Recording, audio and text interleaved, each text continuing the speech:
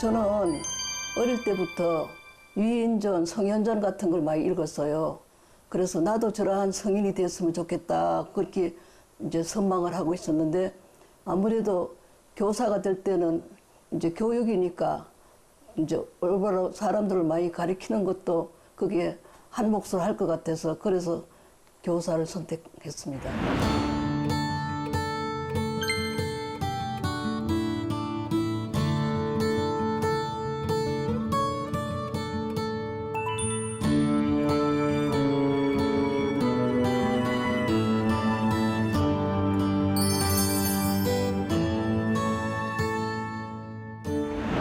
출가한 계기는 이제 제가 불교 서적도 많이 그전부터 읽었습니다.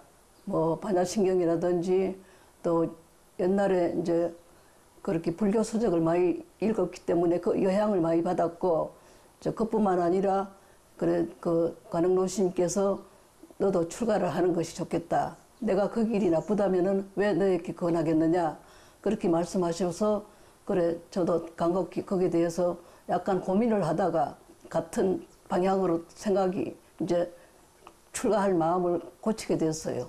그래서 말하자면 이제 자의반 타의반으로 출가한 거죠. 전라도 윤주일 선생님이라고 계셨어요. 그분이 쓴 이제 반야신경을 또 풀이한 걸 많이 읽고 세이메노 시소라는 책이 있습니다. 생명의 실상. 일본의 다네구치 마사하루라고 하는 아주 유명한 분이 있었어요. 그분이 이제 세이메노 시소가 21권으로 됐는데 그 책을 제가 다 읽어본 적이 있습니다. 이제 그런 책을 읽은 그런 요양을 제가 받은 것 같아요.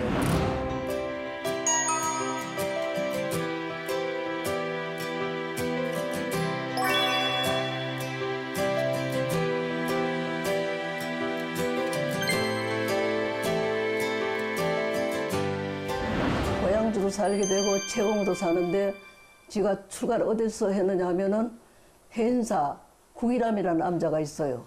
거기서 제가 이제 출가를 했습니다. 그래서 거기서 이제 고양주를 사는데 고양주를 살 뿐만 아니라 고양주 살면서 이제 큰절에 글을 배우기도 하고 또 부전 노릇도 하고 세 가지를 한꺼번에 했어요. 그 당시만 해도 6.25 직후가 돼서 이제 그 인민군들이 그 산에 주둔해가지고 막 총소리가 나고 그래요. 근데 제가 고양주 살 때 그 이튿날 밥을 고양을 해야 되는데 삶아놓은 보리쌀이 어디로 가고 없어요, 바구니에. 그걸 이제 훔치간 거예요. 어두스름한데 감자밭에 가서 감자를 캐가지고 그래서 이제 아침 고양을 한 적이 있습니다. 그리고 그 고양주 사는데 조항단이 모셔져 있습니다. 부엌에 조항님이 모셔져 있는데 그 조항님이 유리로 액자로 되어 있는데 그것이 뚝 떨어졌어요. 떨어지고 또 부뚜막에 떨어지고 또 그 밑에 두 번 떨어졌는데도 그 유리가 깨지질 않았습니다. 근데 내가 너무 신심껏 살았어요. 그 당시만 해도 그 부뚜막이 세면으로 되어 있지 않고 흙으로 발라야 돼요. 매일같이 날이면 날마다 흙을 개가지고 또 가고 밥풀이 떨어져도 주워 먹을 정도로 깨끗하게 그렇게 다루는데 그 액자가 깨지지 않았겠어요. 그래서 빨리 겁이 나가지고 저 뒤에 딸기밭에 가가지고 그걸 어떻게 수선해가지고 갖다 걸었습니다. 근데 그 후에 노치님들한테 말씀을 드렸더니 너무 신심으로 살았기 때문에 거기 가피력으로 그렇게 깨지지 않았다. 이렇게 이제 말씀하시더라고요.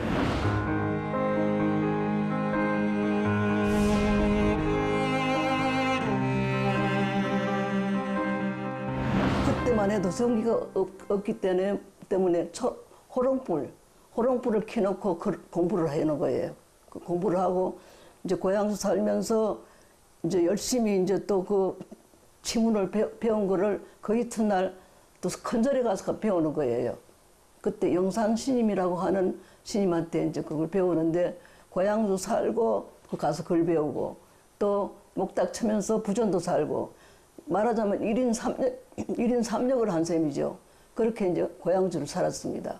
요새는 그런 걸 거치지 않고 고향주와 채공 이런 거는 신임이 된 과정이거든요.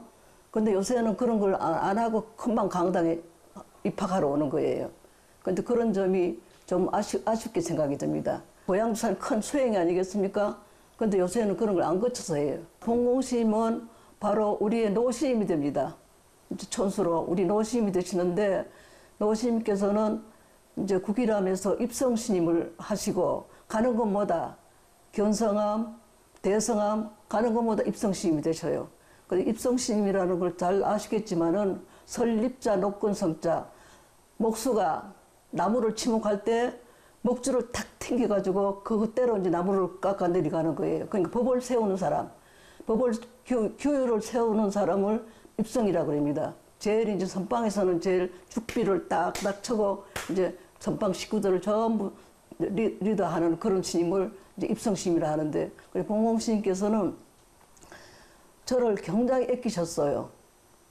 너무 지나치게 애낄 정도로 너무 애끼셔서 그렇게 하신 우리 노스님입니다. 노스님이 좀 일찍 돌아가셨어요. 한 60도 안 돼서 돌아가셨을 거예요.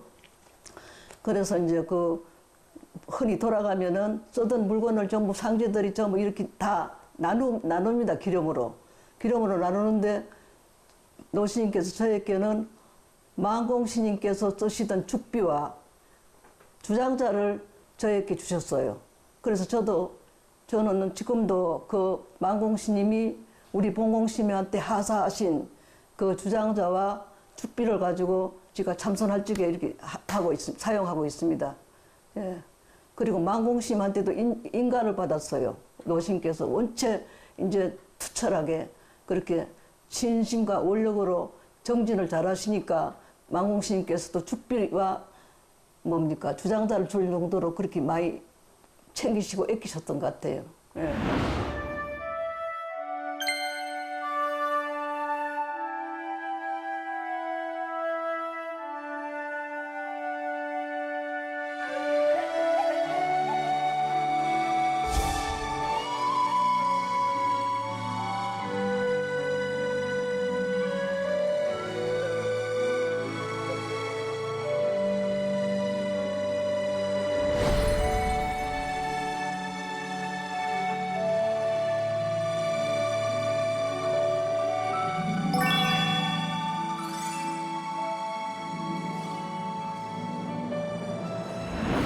가르침이 따로 있는 게 아니라 선방에 계시다가 대성암에 계시면 제가 모시고 가서 이제 걸망을 쥐고 시자처럼 따라가서 모시고 오고 그랬는데 꼭 그렇게 기도를 하셔요.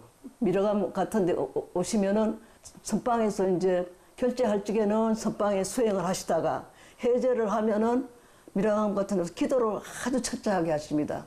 이제 그런 것이 기도를 하는 것이 가르침이겠죠. 아주 신심과 원력 해라 안 해도 노스님이 하시는 거처를 보고 우리가 배우게 됩니다. 하다못해 동방아를 하나 걸더라도 이런 동방아 못에다 걸죠. 그것도 삐뚤하게 걸면은 걱정을 하셔요. 그렇게 아주 검소하셨습니다. 그러한 가르침을 무언중에 우리에게 일러주신 것 같습니다.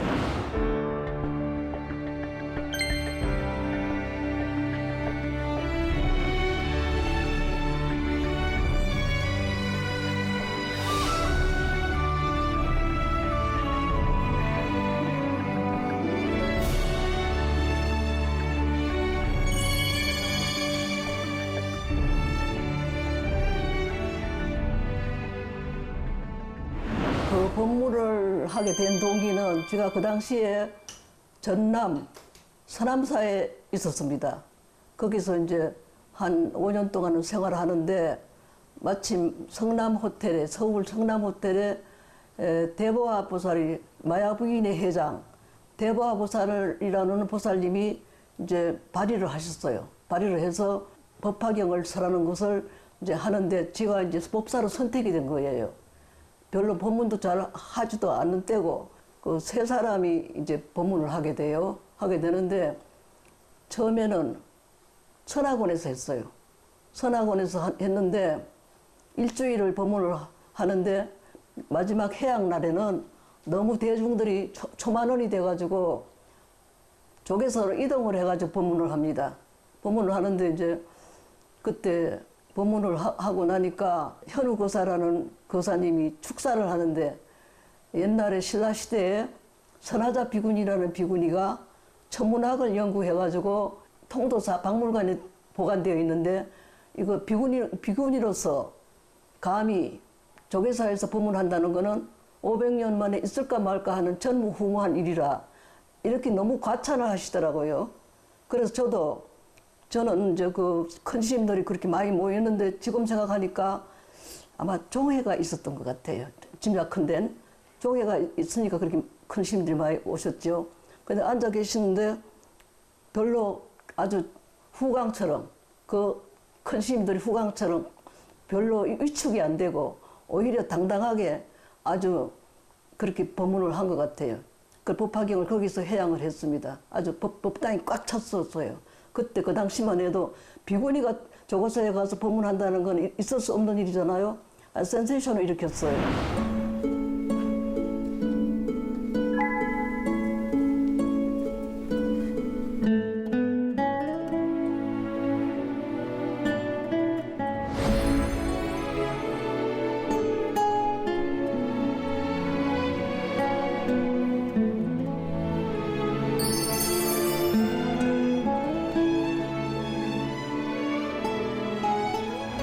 그 전에 동학사 가기 전에 서울 개운사에도 있었습니다.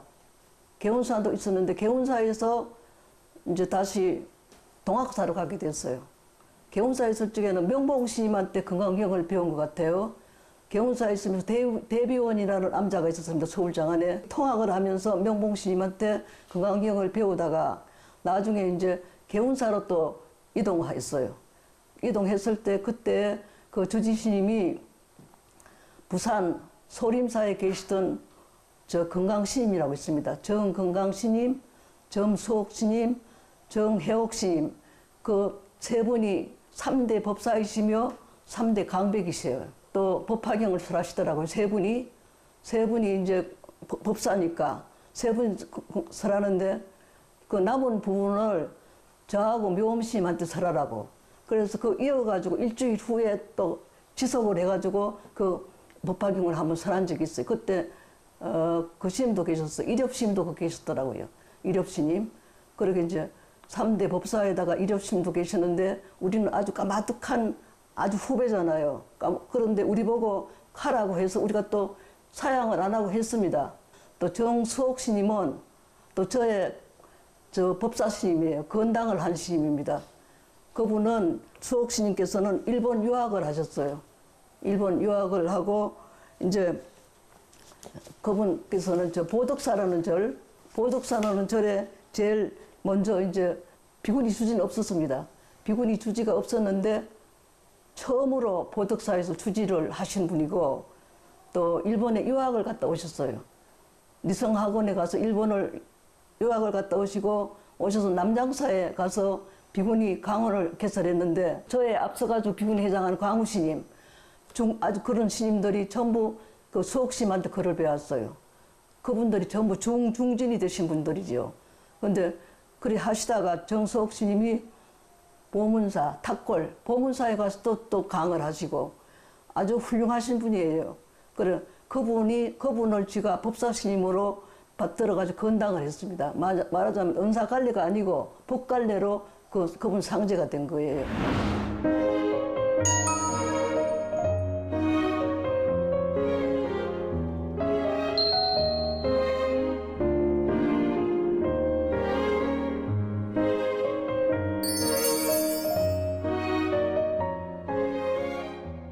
개운사에 있다가 개운사에 이제 이렵스님 뭐 그런 스님들하고 같이 모시고 있었다 그랬죠. 그런데 이제 동학사로 가게 돼요. 동학사에 경봉 스님이라는 강사 스님이 계셨습니다. 그분께서 이제 저를 굉장히 점을 찍었어요. 아, 저 사람한테 정강을 시켜야 되겠다. 글을 좀 큰 소리로 낭낭하게 읽어도 애끼느라고 조금 적은 소리로 읽어라 할 정도로 저를 애끼고 그러는데 제가 이제 내일부터 입성을 살아야 하는데 마침 그때 전라도 서남사 자오 스님이라는 스님이 계셨습니다. 불교 정화에 굉장히 많이 공헌을 한 사람이에요. 그 운집을 하는데 자오 스님이 전라도 서남사에 계시면서 이제 하엄경을 안 받는데 나하고 같이 배우기를 원하는 거예요. 그래서 배은망덕하게 경봉 스님이 저를 그렇게 아끼고 정강을 하려고 했던 그것도 다 저버리고 전라도 서남사로 갔습니다. 거기 가서 갔는데 처음에는 만우 스님이라는 스님이 하엄경을 하시다가 이제 대처비구 싸움이 일어나니까 조차 대처성 측에서 입장에 만우 스님도 대처성이니까 막 그분을 가만히 안 두는 거예요. 그래서 성능 스님을 또 오시게 됐어요. 성능 스님. 성능 스님도 아주 그렇게 강백으로서 비구절의 통도사나 회사 같은 데서도 가르친 아주 유능한 뭡니까 강백이었었어요. 그분한테 이제 정강을 받았는데 정강을 받을 때 어느 날 아침에 자복을 썩 밀면서 이제 오늘부터 글 가르치라 그러시더라고요. 근데 그게 전부예요. 그 이상도 그 이유도 없이 자복 하나 준 것이 정강인데 나는 그거를 저 흥윤심하고 일진심한테 여기서 정강할 때는 막 상을 차려가지고 여러 신인들 초청해서 여법하게 이제 정강을 했는데 저는 그거보다는 자복 하나 받은 것이 더 뜻이 깊다고 그렇게 생각합니다. 봉공로 스님이 대성함에서 입성살 때 그때 하동산 스님이 계셨어요. 유명하니까 아시겠죠. 그래 그 하동산 스님한테 가서 화두를 탔습니다.